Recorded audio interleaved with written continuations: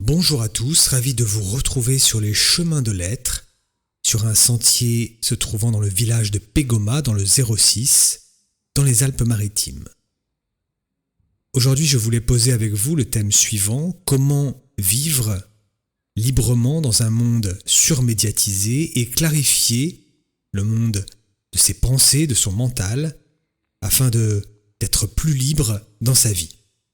Mais qu'est-ce que ça signifie finalement être libre? C'est une grande question qui peut un petit peu donner le vertige, le tournis, et peut-être à certains l'envie d'arrêter l'écoute de ce petit entretien. Finalement, est-ce que nous sommes libres? Alors pour ma part, je pense que la liberté, c'est cette capacité que nous avons de consciemment poser des actes.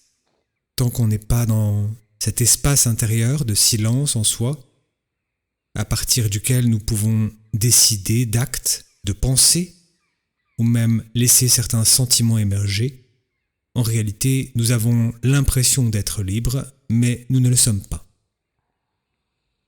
Pourquoi nous ne le sommes pas? Simplement parce que nous avons un monde des pensées qui est mécanique, c'est-à-dire qu'il y a des milliers, voire des millions de pensées qui tournent sans cesse dans notre tête et nous invitent à aller dans telle direction, ou plutôt nous y invitent pas, nous poussent à aller dans telle ou telle direction sans que nous y ayons conscience et sans que nous décidions réellement de les suivre ou non. Par exemple, passez devant une boulangerie, vous pouvez voir un gâteau et vous vient la pensée soudaine d'acheter un gâteau pour le manger. Mais en réalité, tout ceci, tous ces milliers de pensées qui viennent et qui nous amènent à poser certains actes pour tourner à droite, à gauche, manger ceci, faire cela, ne sont qu'une mécanique qui vit en nous et dans laquelle la conscience est très peu présente et a très peu d'espace pour se manifester.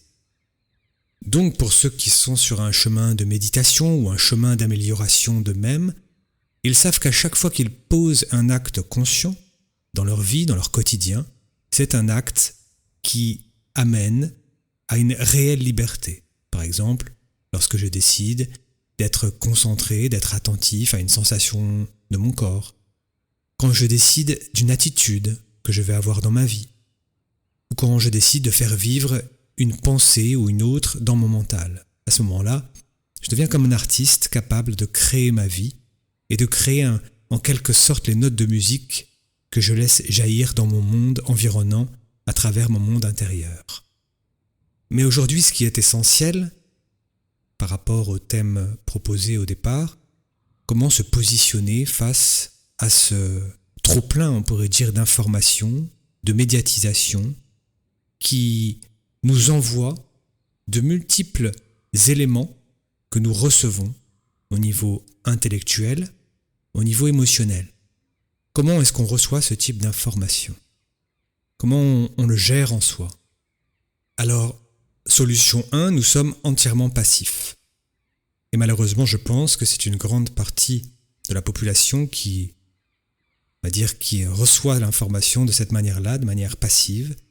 C'est-à-dire que les informations sont données par la télévision, les téléphones, les ordinateurs. L'information est reçue. Et à ce moment-là, comme elle est reçue, elle va induire une certaine direction au mental, une certaine manière de penser, une certaine manière de se positionner, sans que la personne y réfléchisse par elle-même.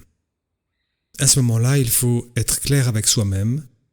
Simplement, nous sommes des acteurs passifs de notre vie, recevant l'information, un peu comme si on nous nourrissait sans choisir notre nourriture. Alors en soi, ça n'est pas un problème. En revanche, ça entraîne certaines limitations dans notre capacité à rendre notre pensée plus libre, plus vivante. Et souvent, quand on reçoit les informations sans y penser par soi-même ou donner un petit peu d'espace à ses pensées, on peut être dans la situation suivante. Imaginez que vous soyez parisien, que vous veniez passer des vacances sur la Côte d'Azur et vous allez dans une boulangerie où la boulangère est vraiment pas sympathique. Puis ensuite, vous allez dans un supermarché où vous voyez quelqu'un qui passe devant vous, qui n'est pas sympathique. Et progressivement, vous allez forger dans votre mental l'idée que les gens du Sud sont vraiment des gens pas sympas, pas sympathiques. C'est-à-dire qu'à partir de quelques éléments vécus, on fige sa pensée dans une direction en excluant tout le reste. Donc il faut vous imaginer que bien souvent, les informations que nous recevons au niveau des nouvelles technologies, au niveau des médias, sont exactement, on va dire, dans un mouvement identique. C'est-à-dire qu'ils figent une information, ils figent une réflexion sur simplement un axe, en oubliant tout le reste. Alors pour que ça ne soit pas trop dans la tête, trop théorique, je vais vous prendre un exemple. Étant travailleur social, j'ai vécu en banlieue parisienne, dans des endroits, parfois dans des lieux où je pouvais effectivement voir qu'il pouvait y avoir de la violence, de la délinquance, des rackets, etc., etc.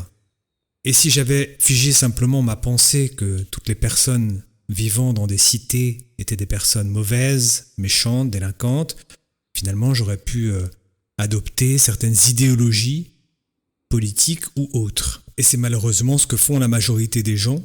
Ils tiennent une situation, un phénomène et figent leur pensée sur un axe, sans plus jamais, va dire, démordre d'un type de pensée ou d'idéologie qui vit en eux, et ça tourne parfois au fanatisme d'un côté ou d'un autre. Et puis un jour je me suis dit, réfléchissons un petit peu.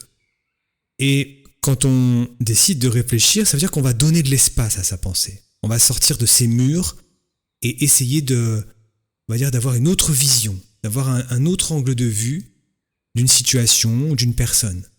En l'occurrence, je me suis dit la chose suivante. Je voyais toutes ces cités autour de moi, tous ces jeunes, souvent dans une espèce d'ennui, qui se tournaient vers la drogue, etc., etc. Et j'ai remonté le temps. Et j'ai remonté le temps, en fait, jusque dans les régions, les belles régions du Maghreb, que ça peut être en Algérie, au Maroc ou autre. Et j'ai imaginé ces vagues de population arrivant en France, ces tours qui furent construites pour les accueillir. Et une fois dedans, qu'est-ce qui se passe? Qu'est-ce qui s'est passé? Et je me suis dit, il y a quelque chose quand même de très intéressant, mais pas dans le bon sens du terme, qui s'est passé. C'est que tout d'un coup, ces tours ont enfermé des tas de populations. Et surtout, il s'est passé un phénomène qui n'a pas été très positif. C'est que tout d'un coup, on a arrêté la filiation, la transmission des hommes à leurs descendants. C'est-à-dire que jusqu'à maintenant, quand ils étaient dans leur culture, ou même chacun dans sa culture, il y avait une transmission d'un savoir-faire, et souvent un savoir-faire manuel. Et une fois que ces hommes ont été placés dans ces tours, en fait, il n'y avait plus de transmission. C'est-à-dire qu'on se retrouve avec des populations qui n'utilisent plus leurs mains, qui n'apprennent plus, et pour qui, en fait, les hommes n'avaient plus moyen de transmettre un savoir-faire. Je parle pour certains, là encore, on ne va pas généraliser. Donc vous vous retrouvez dans ces tours, vous grandissez, vous êtes petit, et en fait vous avez, on va dire, la vie d'être, la vie culturelle, ne s'articule quasiment autour de rien.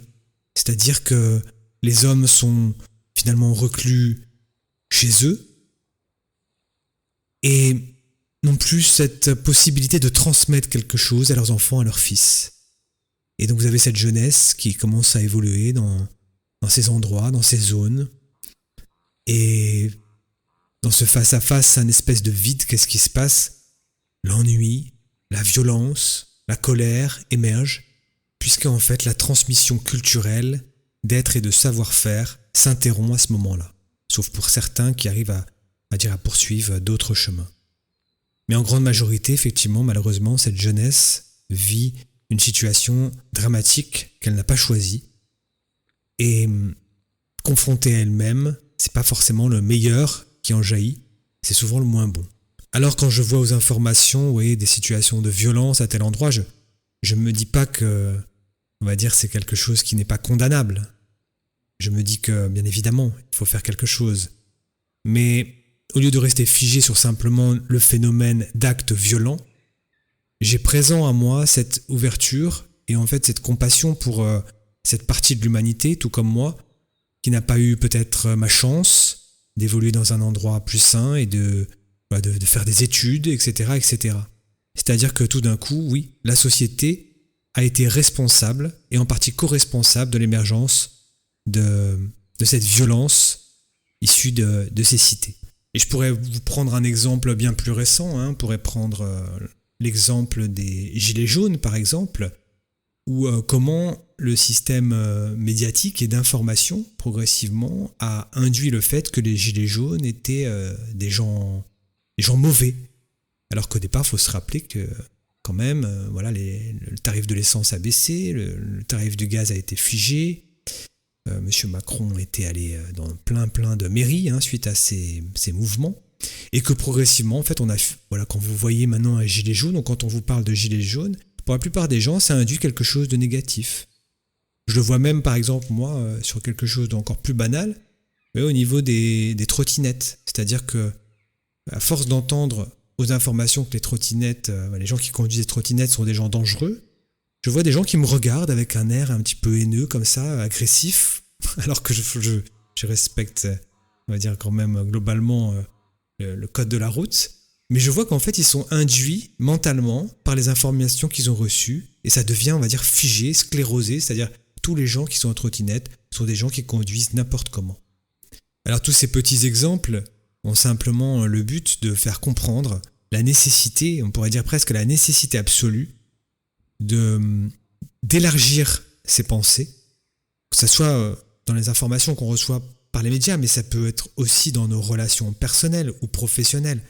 Quand quelqu'un nous dit par exemple qu'un collègue va dire est méchant ou qu'un collègue est un peu bizarre, est-ce que finalement on va le croire directement? Est-ce qu'on va pas se faire son propre avis sans passer forcément par l'influençabilité des avis des autres? Et tout ça nécessite un certain état d'esprit et surtout le fait de ne pas s'identifier à ce qui est dit ou ce qui est vécu. On pose toujours des choses, on peut les poser toujours comme une espèce d'hypothèse, mais on va essayer de voir peut-être d'autres avis, d'autres angles de vue. L'objectif, c'est pas uniquement une pensée plus claire, c'est aussi également une ouverture du cœur.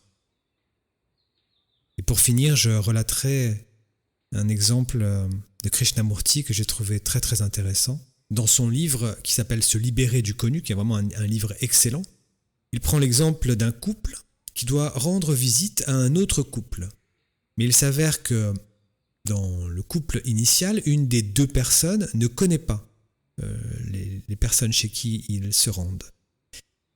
Et donc quand ils arrivent chez ces personnes, chez ce couple, imaginez-vous que ce couple est chez lui et doit recevoir cet autre couple, et le mari par exemple a décidé de préparer le repas, mais ça se passe mal. Il y a quelque chose qui se passe mal, donc il est vraiment très énervé, très en colère, et il n'arrive pas à sortir sa colère en fait.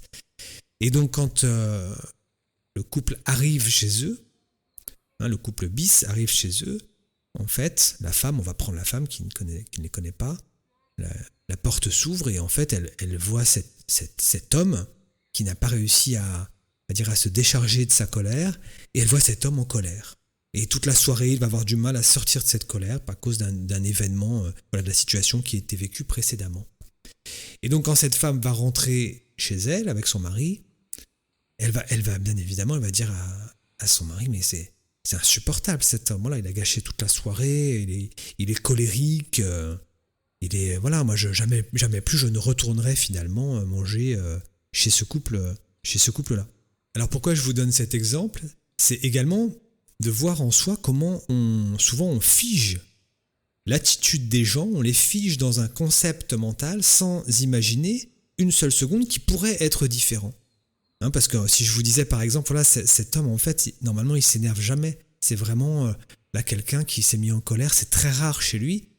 Est-ce que vous serez capable de me croire ou de modifier votre capacité à appréhender cette personne d'une manière nouvelle? Et c'est la grande problématique humaine qui finalement ferme le cœur, c'est cette incapacité à rester quelque part un peu vide à l'intérieur de soi et voir les choses de manière neuve. Plus on fige les gens dans des catégories ou les situations ou les informations, plus on se limite soi-même et moins on est libre. Puisque c'était aussi l'approche que j'avais au début de cet entretien, c'est comment être davantage libre. Et cette liberté, comme on vient de le voir, on va la trouver en laissant le monde de la pensée et du mental en étant libre. Et qu'est-ce qu'on va devoir faire de manière pratique? On sait que bien souvent, la méditation vraiment est le chemin royal qui conduit à créer beaucoup plus d'espace en soi pour justement voir les situations et les êtres de manière neuve à chaque fois. Et surtout garder toujours cette ouverture du cœur. Cette ouverture du cœur qui va nous permettre de dire par exemple « Ah, cet homme est en colère, peut-être qu'il a vécu quelque chose. Est-ce que j'aurais pas pu poser un acte finalement à ce moment-là peut-être en disant voilà, quelque chose je vous ressens un petit peu tendu, quelque chose vous a énervé peut-être juste avant qu'on arrive. » C'est-à-dire poser un acte altruiste de considération extérieure envers l'autre. Voilà ce que je voulais vous partager à travers cet entretien. Je vous souhaite une belle continuation de journée là où elle se trouve et je serai ravi de vous retrouver une prochaine fois. À bientôt.